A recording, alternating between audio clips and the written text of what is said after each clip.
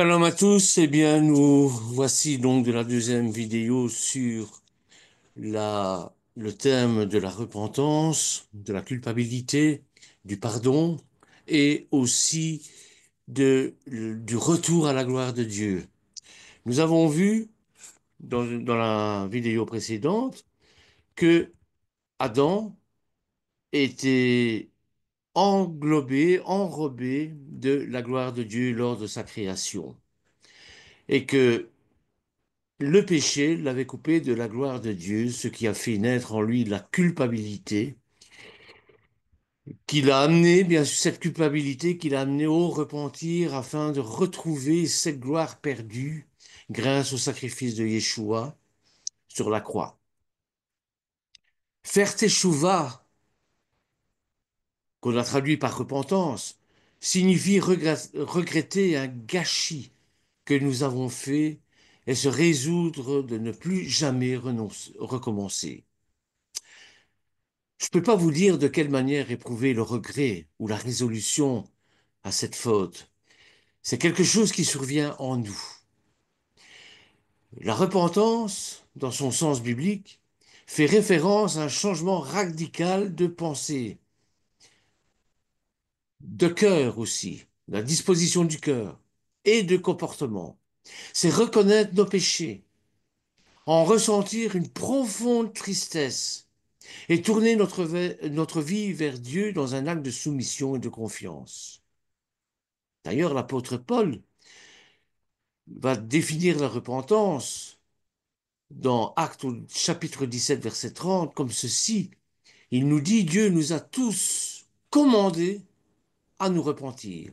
Donc la repentance est un commandement divin, un appel à reconnaître nos fautes et à nous détourner de notre vie passée dans le péché. C'est ça, la repentance. La repentance et la conversion sont étroitement liées dans le processus de devenir disciple de Yeshua Mashiach. La repentance est le point de départ, tandis que la conversion est le résultat tangible de ce changement intérieur. D'ailleurs, Yeshua lui-même va proclamer « Repentez-vous, car le royaume des cieux est proche ». Matthieu chapitre 4, verset 17. La repentance, donc, est une condition préalable pour entrer dans le royaume de Dieu et expérimenter une véritable relation avec l'Éternel. En 2 Chroniques, au chapitre 7, verset 14, ça nous donne la condition pour une bonne repentance. D'abord, 1. Exprimer verbalement ses fautes dans sa prière, face à face avec l'Éternel. 2. Abandonner les mauvaises attitudes. Ça comprend un certain procédé. 3. Regretter ses fautes. Les regretter sincèrement, amèrement. Dire stop au passé. Ne plus le regarder comme quelque chose, comme un handicap. Ne plus se retourner vers le passé, mais se concentrer davantage sur l'avenir, sur la victoire, en quelque sorte. Précisons qu'il faut aller avant tout demander pardon à un prochain qui nous aurions commis un mal. Celui qui se repent pour ses fautes est plus méritant que celui qui n'en commet aucune. Preuve que notre Père céleste aime l'humilité. Le repentir complet, même si le pécheur commet des transgressions toute sa vie durant, s'il se repent le jour de sa mort, eh bien, au cours de son repentir, toutes ses fautes lui sont pardonnées, sauf le péché contre l'esprit. Comme il est dit d'ailleurs, avant que s'obscurcisse le soleil et la lumière, la lune et les étoiles, et que le nuage remonte aussitôt après la pluie, donc ceci est le jour de la mort, on peut en conclure que s'il se souvient de son Créateur et se repent avant de mourir, tout lui est pardonné. Et Resquel au chapitre 18, verset 23. Est-ce que je souhaite la mort du méchant, dit le Seigneur Adonai. Ne préférais-je pas qu'il revienne de sa conduite et qu'il vive? Et en Acte 17, 30, Adonai, sans tenir compte des temps d'ignorance, annonce maintenant à tous les hommes, en tout lieu, qu'il est à se repentir parce qu'il a fixé un jour où il jugera le monde selon sa justice. Le terme repentance est traduit en grec par métanao. Vous le retrouverez souvent dans la Brit Hadasha, dans la Nouvelle Alliance, ou l'Alliance renouvelée, avec le préfixe méta, qui veut dire avec, après, envers, et le radical noéo, qui veut dire percevoir selon l'esprit, avec l'esprit, comprendre, réfléchir. Alors on comprend mieux l'accompagnement à la transformation engendrée par ce processus de retour vers soi. Parce que qu'est-ce que c'est que le repentir? Eh bien, c'est pour le pécheur abandonner sa faute, en libérer sa pensée, se résoudre à ne jamais récidiver. Comme il est dit, que le pervers abandonne sa voie, etc., etc., etc. De même, il doit regretter le passé. Comme il est dit, après m'être retourné, j'ai regretté. Donc, se retourner pour voir ce que nous avons fait et le regretter amèrement. En Genèse, chapitre 19, verset 20, la femme de Lot n'a pas regretté amèrement ce qu'elle a fait. Elle avait toujours des liens avec son passé. Et c'est pourquoi la femme de Lot, ayant regardé en arrière, devint une statue de sel. Le repentir se dit donc en grec métamelomai ou métanéo. Et ça se réfère à un changement émotionnel, à un changement de choix. Et ça fait référence à des détails, à la vie entière. Et ne signifie rien d'autre que du regret, même accompagné de remords. Un retournement de l'objectif moral. Pourquoi je dis ça? Parce que dans la pensée hébraïque, le péché est littéralement le manquement à la cible. C'est manquer sa cible. Alors, qui se confesse verbalement, mais ne se résout pas à abandonner la faute, ressemble à une personne qui s'immerge dans un bain rituel, dans le mikvé, pour se purifier d'une impureté, mais avec quelque chose qui a en lui un lien avec la mort. Donc, il est, si vous suivez le Lévitique, il est rituellement impur. Ça ne sert à rien de prendre un tel bain. Or, c'est ce que la femme de Lot a fait. Elle avait tellement de liens forts avec le passé qu'elle s'est retournée. Et en se retournant, ben, les liens forts du passé l'ont attirée, évidemment. Donc, le cadavre, puisque ça a toujours un trait avec la mort, hein, c'est comme si vous vous baigniez avec un cadavre. Eh bien, évidemment que rituellement, vous allez être impur. Parmi les chemins du repentir, eh bien, il faut que le repenti ne cesse d'implorer Dieu dans des pleurs, dans des supplications, qu'il dispense sa charité selon ses moyens. D'autres mots, qu'il fasse le tikkun olam, la réparation, qu'il prenne ses distances avec l'objet de la faute, qu'il change même de nom. Yaakov, lorsque vous prononcez le mot Yaakov, eh bien, vous voyez la fourberie. Vous voyez quelqu'un de roublard. Mais si vous prenez Israël à ce moment-là, eh bien, sa faute est éliminée dans le nom. Donc, c'est comme si on disait, je suis quelqu'un d'autre. Je ne suis plus l'homme qui a commis ces actions et qui ne les commettra plus. On ne peut pas reprocher à quelqu'un qui a fait tchouva, qui a fait repentir, qui a demandé pardon et qui a obtenu le pardon et qui est né de nouveau, parce que naître de nouveau, c'est ça aussi. On ne peut plus l'accuser de ce qu'il était avant. C'est une nouvelle personne. Je suis celui qui va vers le bien et le droit chemin. Et je suis celui qui s'exile de son endroit. Où est la faute?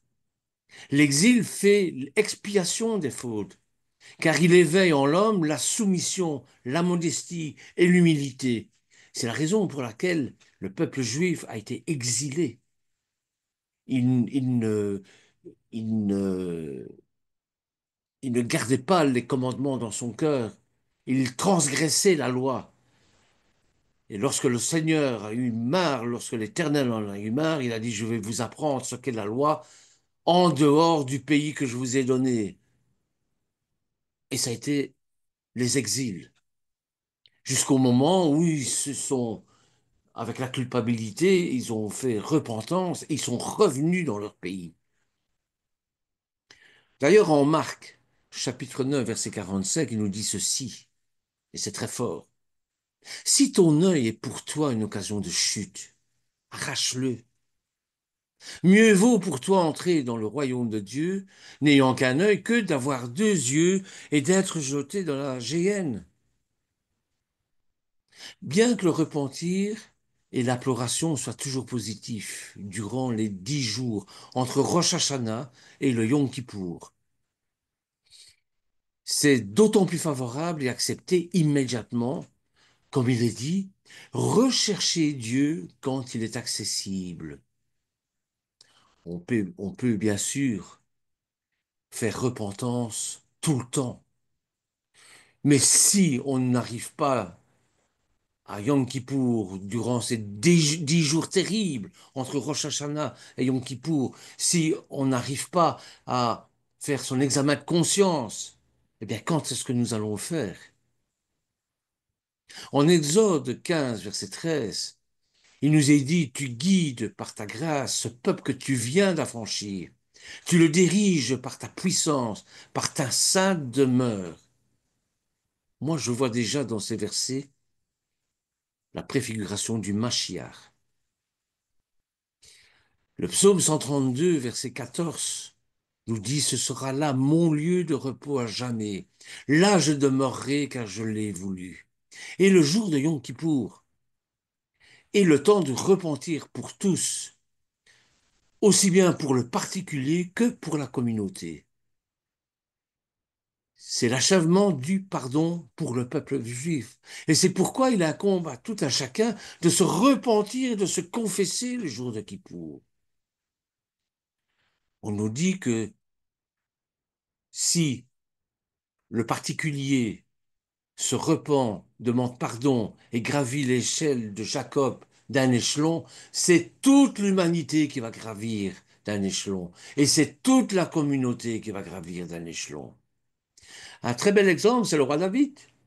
Le roi David qui, au niveau moral, a commis péché des, des plus abjects en faisant mourir son meilleur ami et son meilleur général de guerre pour pouvoir posséder sa femme.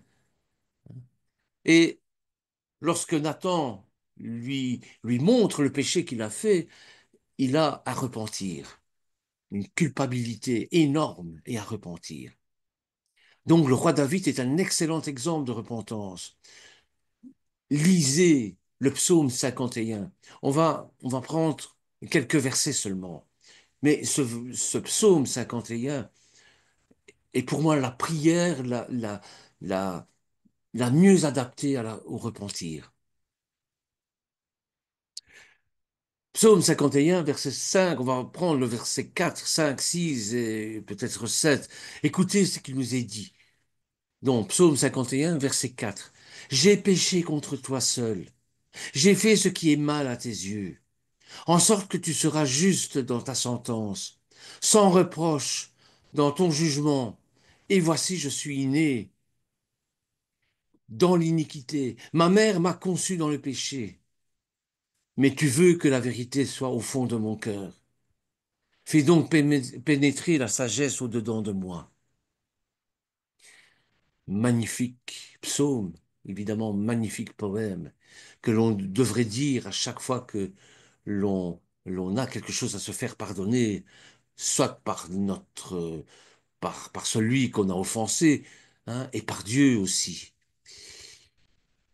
Alors, le repentir et le jour de Kippour ne font expiation que sur les fautes entre l'homme et Dieu. Par exemple, une personne qui a des rapports interdits, ou quelque chose de semblable en tout cas. En revanche, les fautes entre un homme et son prochain, comme celui qui blesse autrui, ou le maudit, le vol, ou qui commet quelque chose de semblable, eh bien, si, si ces fautes ne sont pas expiées jusqu'à ce qu'il paye à son prochain ce qu'il lui doit et l'apaise, demander pardon, l'obtenir, c'est bien, mais ça demande aussi réparation, ce qu'on appelle en hébreu le tikkun olam, la réparation de la faute. Et en réparant la faute que nous avons occasionnée à notre prochain, eh bien nous réparons la faute, le péché des origines et la faute de l'humanité. En Matthieu chapitre 5, versets 23 et 24, il nous dit ceci pour illustrer ce que je viens de dire. Si donc au moment de présenter ton offrande devant l'autel, tu te souviens que ton frère a quelque chose contre toi, laisse là ton offrande devant l'autel. Va d'abord te réconcilier avec ton frère, et puis tu reviendras présenter ton offrande. Et s'il n'est pas apaisé, et qu'il recommence une seconde fois, puis une troisième fois, s'il n'agrée pas et qu'il abandonne, eh bien, celui-ci qui n'a pas pardonné, il est aussi coupable, il est aussi pécheur que celui qui l'a offensé. En Matthieu chapitre 18, versets 21 à 22, nous lisons ceci. Alors que, alors Pierre s'approcha de lui et dit au Seigneur, Seigneur, combien de fois pardonnerai-je à mon frère lorsqu'il péchera contre moi? Sera-je jusqu'à 7 fois? Et Yeshua lui dit, je ne te dis pas jusqu'à 7 fois, mais jusqu'à 70 fois 7 fois. Il est défendu d'être cruel et de ne pas s'apaiser et de ne pas apaiser l'autre. On sait la douleur qu'engendre une faute, la culpabilité terrible qui nous écrase. Quand c'est un repentir sincère, on le voit, on le sait. Il serait cruel de ne pas pardonner. Alors plutôt, on doit être facilement apaisé et difficilement irrité. Lorsqu'on vous a commis un préjudice, une faute, pardonnez. Mais pardonnez pas du bout des lèvres. Ah, je te pardonne, mais j'oublie pas. Non, le Seigneur ne pardonne pas comme ça. Lorsqu'il pardonne, il pardonne entièrement. C'est comme si vous n'aviez jamais péché. Ça, c'est un véritable pardon. Lorsque le pécheur demande pardon, on doit lui pardonner d'un cœur entier, d'un cœur sincère. Comme je vous le disais, de ne pas lui dire, je te pardonne, mais j'oublie pas ce que tu as fait. Même s'il a fait beaucoup de mal et qu'il est coupable de graves fautes, on ne doit pas se venger, ni nourrir une rancune. C'est ça la conduite de la postérité d'Israël et de leur cœur droit. En Matthieu 5, verset 39, il nous dit, si quelqu'un te frappe sur une joue droite, présente-lui aussi l'autre. On va approfondir le sens du retour. Revenons sur le fait que la teshuva a été mal traduit par repentance. Teshuva, c'est pas une repentance. La repentance se dit en hébreu arata et non tshuva. Arata implique le remords en plus, le sentiment de culpabilité pour le passé. Tandis que la teshuva, c'est simplement, ça vient du verbe shuv qui veut dire faire demi-tour.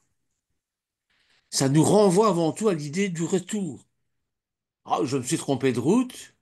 Bon, ben, je retourne, je vais en arrière et je vais là où je me suis trompé et je reprends l'autre chemin. Ça, c'est la teshuva.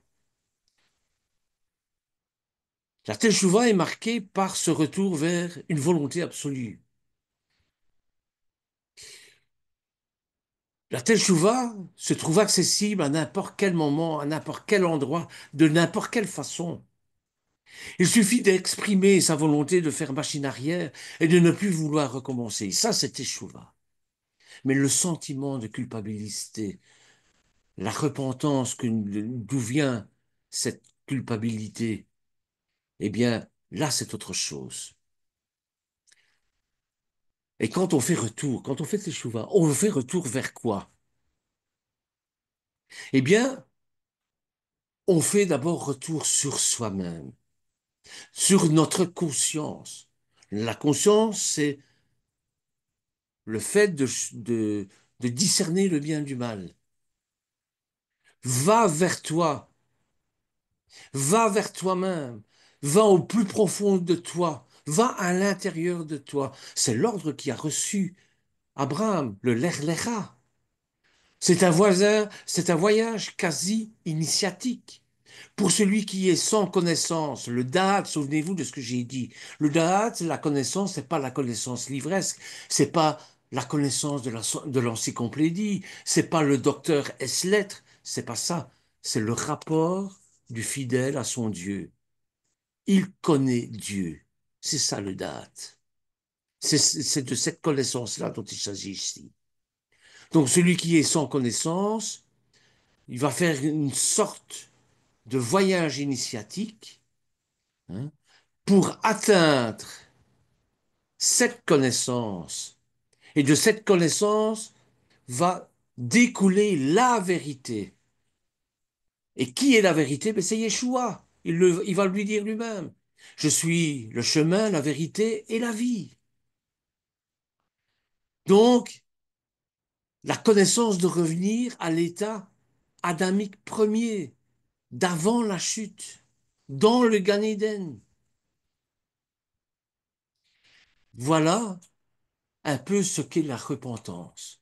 La semaine prochaine, nous allons voir comment accéder à la gloire de Dieu, à cette gloire qui nous englobait, qui nous entourait lorsque nous avons été créés et que nous avons perdu à cause de la chute. Soyez bénis. Merci pour votre attention.